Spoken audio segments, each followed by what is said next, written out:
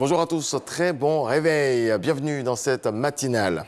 Kandia Camara, reçu par Antonio Guterres, la ministre des Affaires étrangères et le secrétaire général de l'ONU ont abordé plusieurs sujets, dont ceux liés à la paix et à la réconciliation nationale. On écoute la ministre Kandia Camara.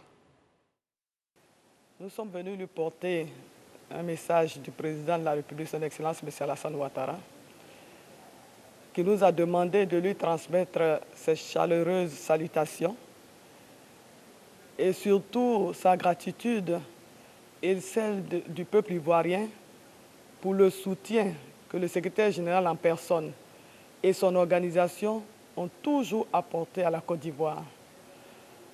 La Côte d'Ivoire a bénéficié du soutien des Nations Unies pendant toutes les crises qu'elle a traversées. Et donc le président, en reconnaissance à tout cela, nous a chargé de venir transmettre son message de remerciement.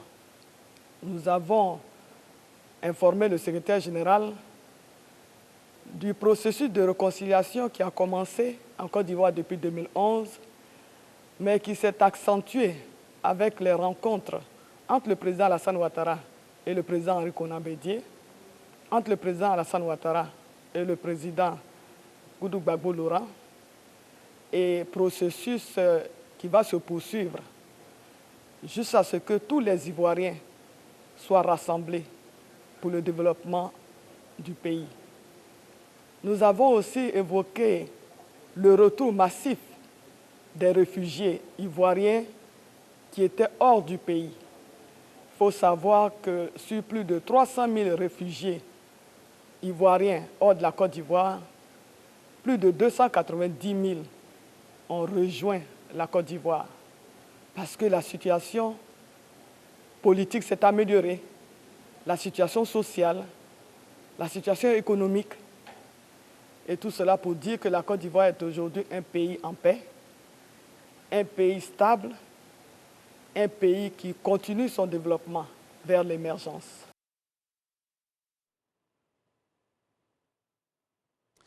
Le Premier ministre Patrick Achi a présenté l'ambition du gouvernement ivoirien de faire de la Côte d'Ivoire la 5e destination touristique africaine grâce à la stratégie sectorielle dénommée Sublime Côte d'Ivoire. C'était à l'occasion de la célébration de la 41e édition de la Journée mondiale du tourisme hier à Abidjan. Alexis Ouedraogo. La Côte d'Ivoire est belle.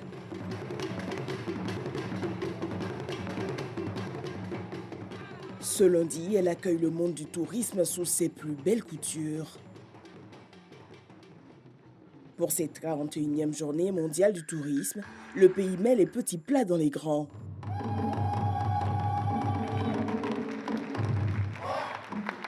« 128 pays, 1500 participants en présentiel, 3500 en virtuel, Abidjan, capitale du tourisme mondial. » Que cette cérémonie se tienne en présence du secrétaire général de l'OMT est un véritable motif de fierté pour notre pays dont les atouts touristiques ne sont plus à présenter. À l'heure de la Covid-19, le secteur fortement impacté se réinvente pour donner de l'espoir avec sa stratégie Sublime Côte d'Ivoire. L'histoire retiendra que c'est à partir d'Abidjan qu'à l'occasion de cette grave crise sanitaire, le tourisme s'est repositionné comme une véritable industrie mondiale de premier plan avec un changement de paradigme axé sur une plus forte digitalisation mettant en exergue un tourisme durable à visage humain. La Covid-19, c'est aussi pour le secteur 4 000 milliards de dollars de pertes et son lot de chômage. Le ministre ivoirien du Tourisme invite les acteurs du secteur à la solidarité. Des mots soutenus par le secrétaire général de l'OMT. Autour du thème « Le tourisme pour une croissance inclusive », la rencontre célèbre pour le chef du gouvernement, le voyage. Le monde est un livre et ceux qui ne voyagent pas n'en ont lu qu'une seule page. L'industrie du tourisme, des arts et des loisirs occupe une place prépondérante dans notre plan de croissance nationale et est l'un des 10 secteurs clés devront contribuer à la transformation structurelle de notre économie, notamment au travers de la stratégie sectorielle Sublime Côte d'Ivoire. Elle ambitionne de positionner la Côte d'Ivoire comme la 5e destination touristique africaine et d'atteindre les 5 millions de visiteurs à l'horizon 2025, permettant de créer 750 000 emplois. À l'heure des défis de la relance, écrire le tourisme de demain.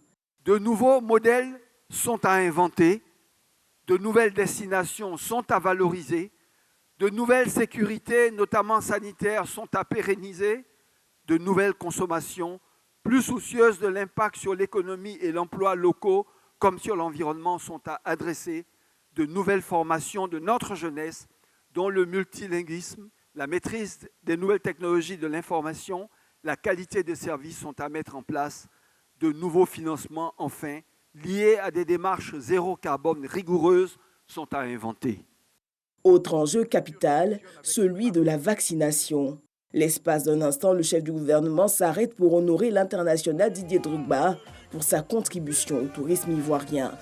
C'est le 10 septembre 2019 que la Côte d'Ivoire a été désignée au nom des pays africains, pays hôtes de la célébration de cette 41e journée mondiale du tourisme.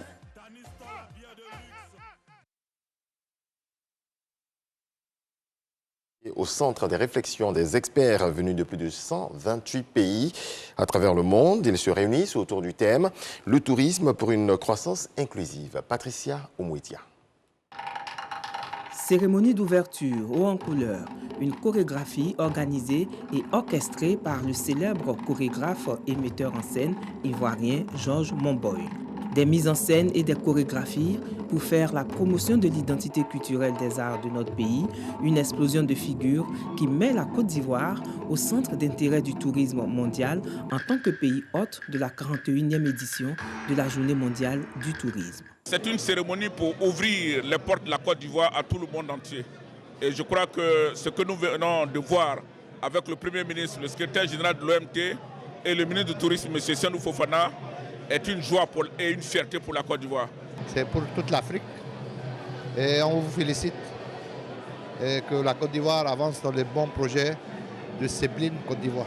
Cette rencontre signe désormais la véritable relance du secteur touristique mondial. Le monde vient à Abidjan, le monde regarde Abidjan d'un point de vue du tourisme. Et ça, c'est quelque chose qui n'existait pas avant. Et oui, ça a été possible grâce à l'implémentation de la stratégie Sublime Côte d'Ivoire qui n'existait pas et qui aujourd'hui structure toute l'énergie d'un pays autour d'une stratégie qui développe des valeurs qui sont chères aux Ivoiriens. Il y a 5 projets à échéance de 12 à 18 mois grâce à tout ce qui est accompli par la Côte d'Ivoire et à ce programme Sublime Côte d'Ivoire. C'est quelque chose d'exceptionnel. Le secrétaire général de l'OMT, le ministre du Tourisme et des Loisirs, ainsi que Didier Drogba, ambassadeur du tourisme de l'OMT, sont tous unanimes pour affirmer que l'histoire retiendra que c'est à l'occasion de la 41e journée mondiale du tourisme qui s'est déroulée à Abidjan que le tourisme s'est repositionné comme une véritable industrie mondiale de premier plan. Il est important d'investir dans les infrastructures et dans les talents. C'est d'ailleurs une plus-value pour le développement du tourisme sur le continent. Donc, nous sommes ici pour célébrer la Journée mondiale du tourisme. Remerciements au gouvernement ivoirien, c'est une opportunité pour le climat des affaires. Tout ce qui est culture et tourisme rejoignent aussi le football qui est le sport du peuple. C'est le sport du peuple, donc je suis d'abord très fier et très honoré d'être l'ambassadeur de l'Office mondial du tourisme et surtout de pouvoir amener cette jeunesse à s'impliquer beaucoup plus dans tout ce qui est tourisme. Visites de stands, animations et panels ont meublé cette journée. 2 jours durant, les ministres du tourisme des États membres, les experts du secteur et les investisseurs vont ensemble œuvrer tout au long des travaux de ce lancement qui commémore la Journée mondiale du tourisme en terre ivoirienne. Dans le domaine de la santé, un nouveau projet vient de voir le jour. Celui-ci s'inscrit dans le cadre de la prise en charge de l'hypertension artérielle en Côte d'Ivoire. Ce projet est initié par l'organisation Healthy Earth Africa et les associations chrétiennes de la santé en collaboration avec le ministère de tutelle. Les détails de Michel Mambo. L'hypertension artérielle, une maladie caractérisée par une pression artérielle trop élevée, dont les conséquences, les AVC, accidents vasculaires cérébraux et autres maladies du cœur, peuvent être mortelles. En Côte d'Ivoire, le taux de prévalence de l'hypertension artérielle est estimé à 39,92% selon la dernière étude dite Prévadia. Il sera donc question sur le terrain à travers le projet HHA de sensibilisation, mais également de formation des agents de santé. Il y a des ressources à disposition, notamment le matériel pour les formations sanitaires, notamment le matériel de communication, d'IEC et de visibilité, et puis également les outils de gestion.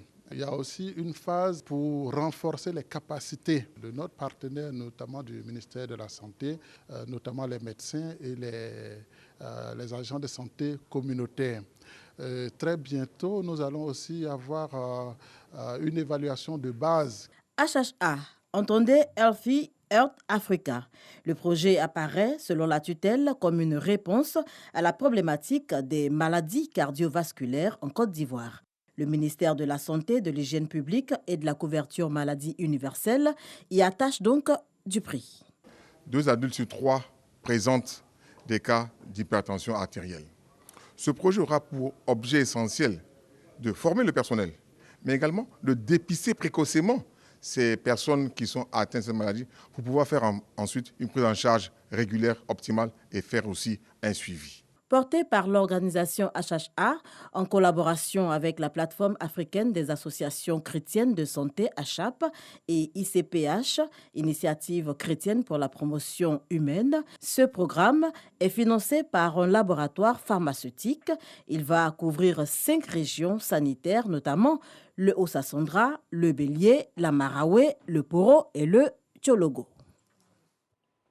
Des acteurs du monde animal représentant plusieurs pays de la sous-région sont à Abidjan. 2 jours de rencontres pour coordonner leurs interventions pour le développement de l'élevage en Afrique de l'Ouest, où les économies sont exposées aux maladies des animaux. Dangui nous en parle. Vendeur de moutons en provenance du Niger, du Mali et du Burkina, Hassan fait ce qu'il peut pour mettre ses bétails à l'abri des maladies animales. Chez nous, il y a des vétérinaires qui passent. Comme nous, on est dans les domaines, souvent on connaît aussi comment il faut les traiter.